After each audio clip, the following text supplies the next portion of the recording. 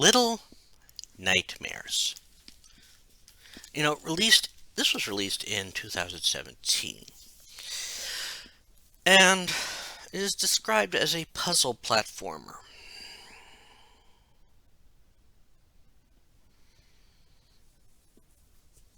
And it's very creepy, but fun, so to speak.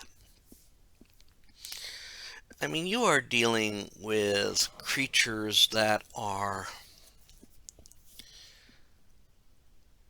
in some ways, exaggerations of human beings, but are in some then themselves monsters.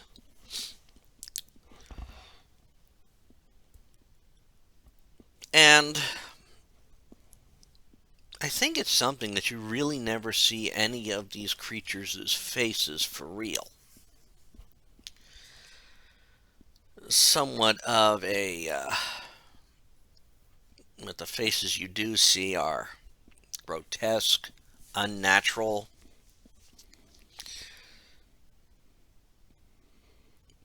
and this actually started a bit of a franchise.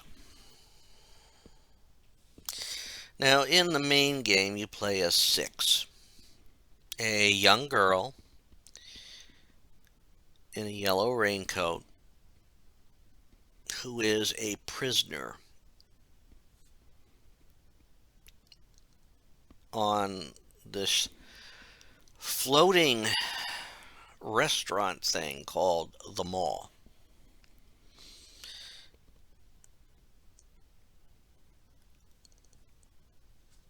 And kids are captured to use as food for the monstrosities in this game.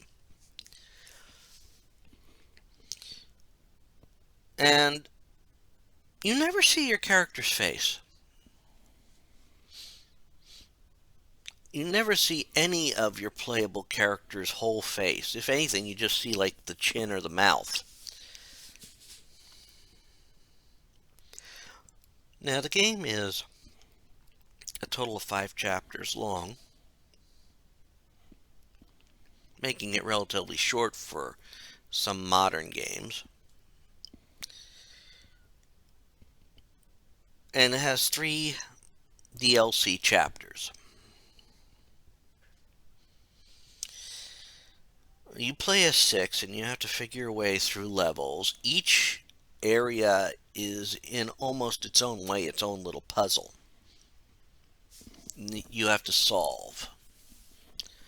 From making your way from platform to platform from some ungodly creature hidden out of sight to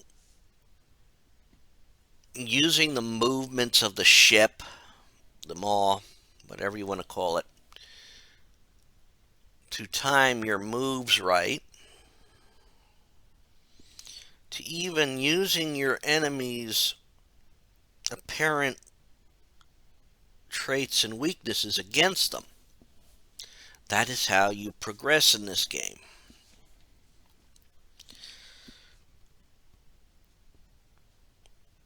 And while you don't know the overall story, the backstory, or anything like that, you are making your way through the game.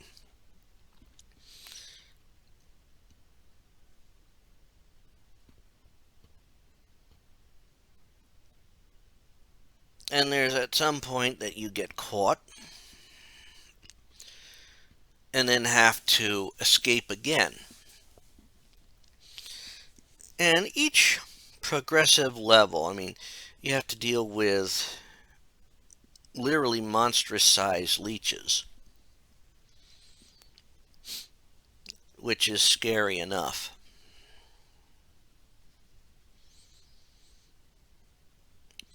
You have to deal with the main humanoid inhabitants and the guests as well. And there's also these little creatures running around called gnomes. I think I misspelled the name in some of my descriptions of the game. But the gnomes are, well, they're something else.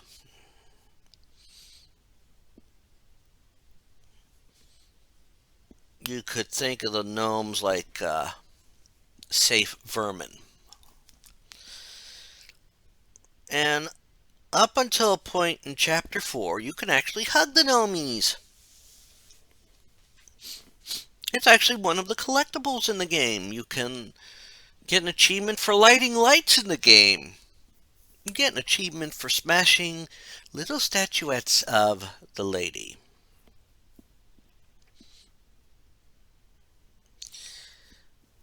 Needless to say, I didn't do all that on my playthrough. I may go back and play some more just to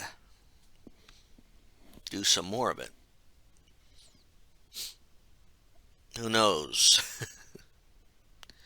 However, as you maneuver through the levels, you have to deal with your foes.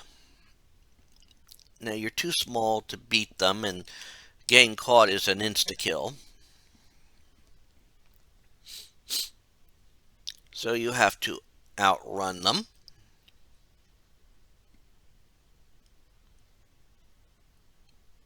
as well as outsmart them. The first of the large foes that you will have to deal with is the janitor. The janitor is blind, and he responds to sound. So obviously you have to minimize the sound you make. At the same time, you may have to use sound to help you, distracting him so you could get a chance to do something, or move, or reach a higher ground. And eventually, to finish up that chapter, you have to disarm him. And the one thing about the janitor is I'd say that his arms are as about twice as long as his body is.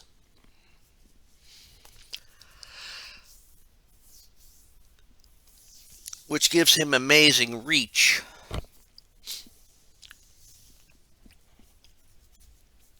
In fact, in order to get past him, you have to use that to your advantage.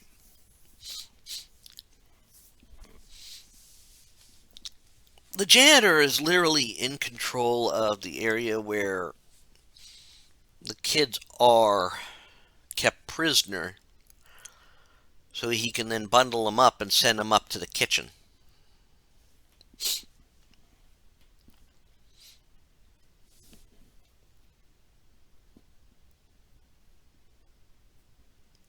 Once you get up there, your new foe is the chefs. These are twin chefs. They work very well together. They are the cooks. And due to some actions you see in the game, you can tell that those aren't their real faces that you're seeing.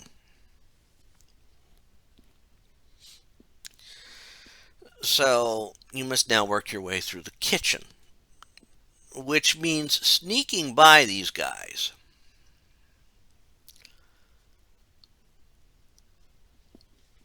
So as long as you could keep hidden and keep them from realizing where you are, you can get by them.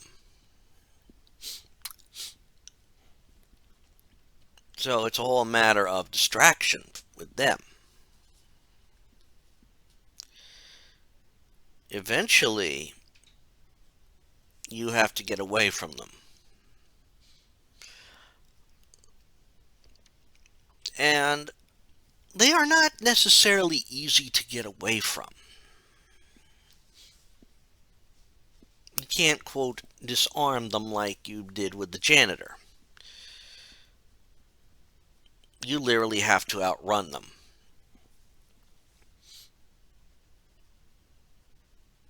And ride your way out of that section. After you get done with that, you're on to the guest area, which is in itself a tricky area.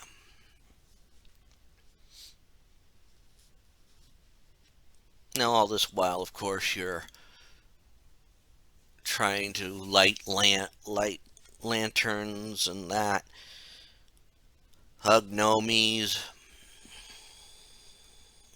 or hug the gnomes, break those lady statues. The guests, however, are more dangerous. Again, you can't defeat them.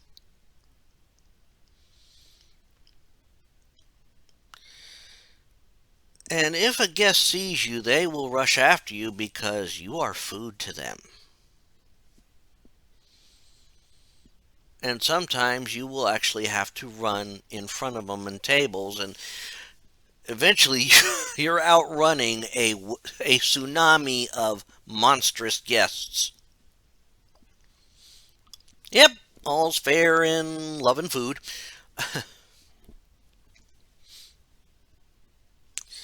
And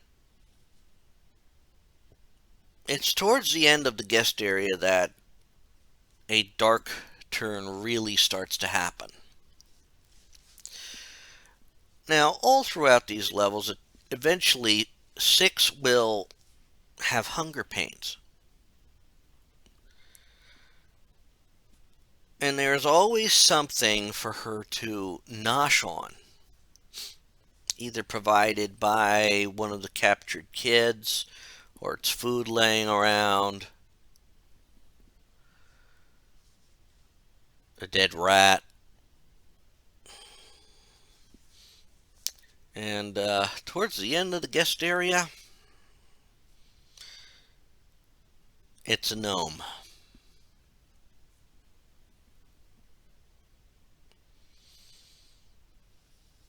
The 6's hunger is ever increasing. And then when you work your way up to the residence where the lady is, that's your final part. Get the key to get out of there. And eventually you must defeat the lady. And there's also a constant theme when it comes to mirrors. Almost every mirror you find in the game is broken. If it's not broken, there's a reason it's not broken. The lady hates her true reflection.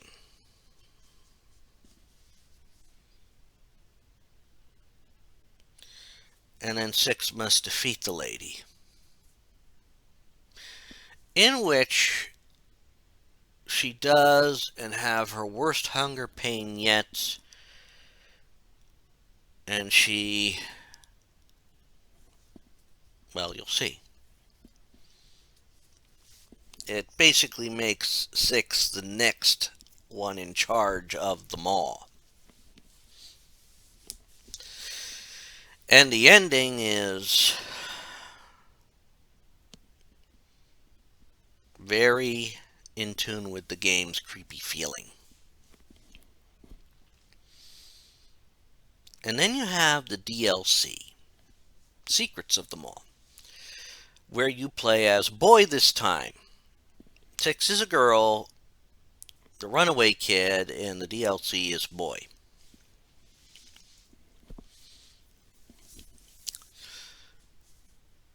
And he too is, quote, trying to escape. And the first part, he's going through what can only be called the basement, quote, avoiding leeches, and an underwater monstrosity that is only referred to as Granny. And the only way to defeat her, well, again, you'll see.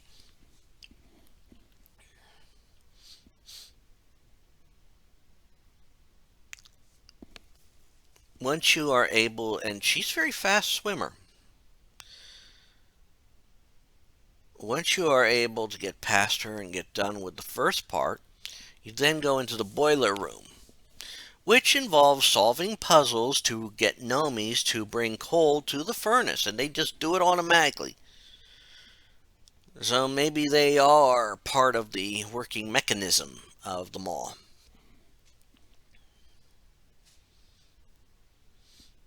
All this time, you are outwitting the janitor. After that, you are up in the ladies' area.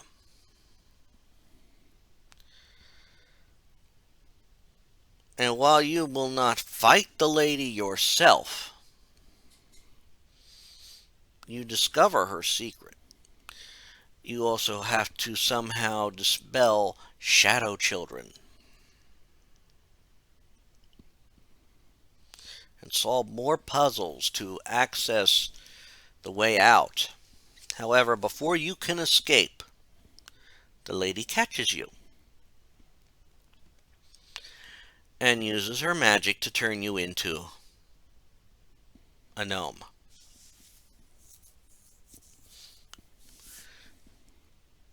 And you turn into a very particular gnome. And I don't care if you've played it before or not. When you realize which gnome you are, it is like a gut punch. You could watch people play it, and it will still hit you like a punch in the gut. And I've watched playthroughs of it, and when I played it myself, it hit like a punch in the gut. So it don't matter if you know your fate as the runaway kid or not.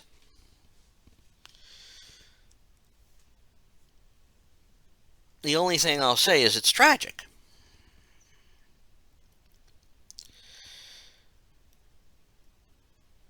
And also in the DLC, you have to get uh, there's some salvage you can find, which is a collectible in that.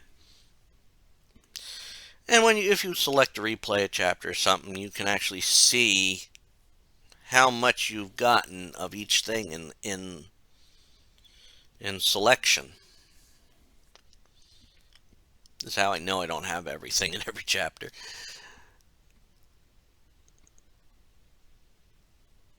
And that's all I'm going to say about Little Nightmares. It's actually a very fun game, and it started a franchise.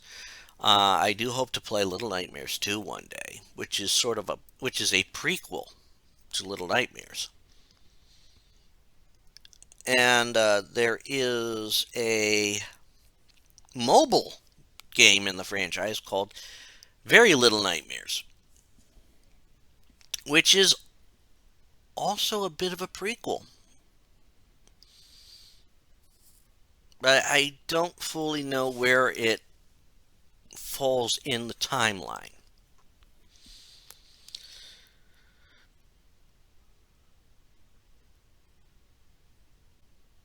Because I think in Little Nightmares 2 you will be playing as a character named Mono, not to be confused with Mono from Shadow Colossus. But you also have 6 in there. And in Very Little Nightmares, you have another character who is in a raincoat, but this isn't 6 as you learn by the end of that game. But another girl picks up the raincoat. So I don't know where those lie in the game's in universe history. Unless the mobile is a separate story altogether. But that's all I'm going to say about Little Nightmares. It is a very fun game, and I do invite people to play it. I hope you've enjoyed listening to me talk about Little Nightmares. And until next time, this is Rich Kale here on YouTube, Rich Gen X elsewhere. Have fun.